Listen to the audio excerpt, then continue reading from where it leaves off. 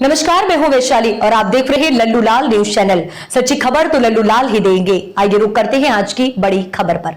उल्टा चोर कोतवाल को डांटे। यह हर व्यक्ति जानता है, बांटो और राज करो, ये कांग्रेस को विरासत में प्राप्त हुआ है। अंग्रेजों की कुटिल चाल को 1947 में कांग्रेस ने सफल होने दिया और देश का बंटवारा पहले किया। आजादी के बाद जाति के नाम पर, क्षेत्र के नाम पर, भाषा के नाम पर देश के अंदर वर्ग संघर्ष करा करके आतंकवाद, नक्सलवाद, अलगाववाद, ये सब तो कांग्रेस की देन है। और यूपीए चेयरपर्सन के रूप में श्रीमती सोनिया गांधी जी ने 2004 से 2014 के बीच में क्या किया था, कौन नहीं जानता उस समय। क्या ये सच नहीं कि ओबीसी के आरक्षण पर सेंध लगाने के लिए उस समय जस्टिस रंगनाथ मिश्रा की कमेटी इन्होंने गठित की थी और कमेटी ने संस्तुति की थी कि ओबीसी के आरक्षण में से 6% आरक्षण मुसलमानों को दे दिया जाए। तो भारतीय जनता पार्टी ने उस समय और एनडीए ने उस समय विरोध किया था, इनके मंसूबे पूरे नहीं हो पाए। फिर एससी एसटी के अधिकारों पर भी इन लोगों ने घुसपैठ करने का प्रयास किया था और सच्चर कमेटी की रिपोर्ट में कि मुसलमानों की कुछ जातियों को अनुसूचित जाति में शामिल किया जाए, यह भी कांग्रेस के समय हुआ था। तो कांग्रेस उस समय, एनडीए और बीजेपी ने इसका विरोध किया था, कांग्रेस के मंसूबे पूरे नहीं हो पाए। आज जब 2024 का लोकसभा का सामान्य चुनाव चल रहा है, इस चुनाव में कांग्रेस क्या कर रही है, कांग्रेस का मैनिफेस्टो क्या कहता है? मैनिफेस्टो ही विभाजनकारी है, भारत को वर्ग संघर्ष की ओर ले जाने वाला है, भारत में अनुसूचित जाति, जनजाति और पिछड़ी जाति के अधिकारों में सेंध लगाने वाला है। कांग्रेस के मंसूबे पूरे नहीं हो पाएंगे और कम से कम श्रीमती सोनिया गांधी जी को सच बोलने की आदत डालनी चाहिए। चुनाव के दौरान जनता की आंखों में धूल झोंक करके अब ये देश की सत्ता नहीं हथिया पाएंगे, क्योंकि पूरा देश मोदी जी के नेतृत्व में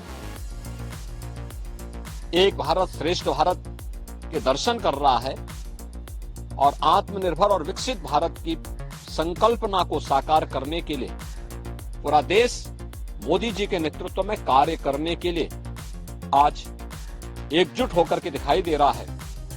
कांग्रेस को इस प्रकार का सफेद झूठ नहीं बोलना चाहिए।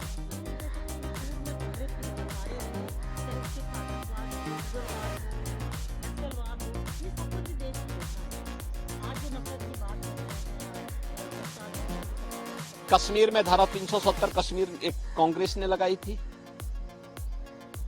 ओबीसी के आरक्षण में से कर्नाटक और आंध्र प्रदेश में सेंध लगाने का काम कांग्रेस की सरकार ने किया है। तो और ओबीसी के अधिकारों पर पूरी तरह हनन है। ये देश के अंदर जाति राजनीति को क्षेत्र और भाषाई आधार पर समाज को बांटने की कुछ चेष्टा कांग्रेस ने की थी।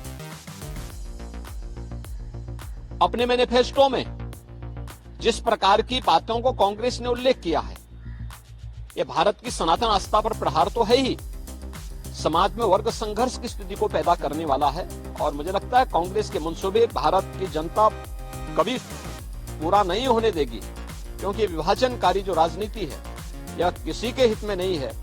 और मुझे लगता है कि आज जब विकसित भारत के लिए पूरा भारत, पूरी देश की जनता मोदी जी के नेतृत्व में संकल्पित होकर के भारतीय जनता पार्टी और एनडीए को अपना समर्थन दे रही है, उन स्थितियों में अब कांग्रेस की दाल नहीं गलने वाली है।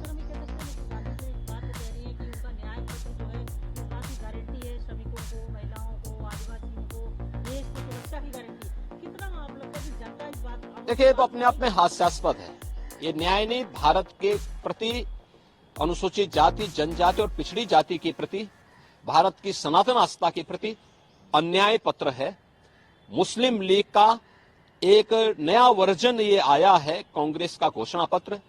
देश की सबसे पुरानी राजनीतिक दल कांग्रेस का घोषणा पत्र मुस्लिम लीग का प्रतिनिधित्व करता हो, इससे ज्यादा शर्मनाक दूसरा नहीं हो सकता।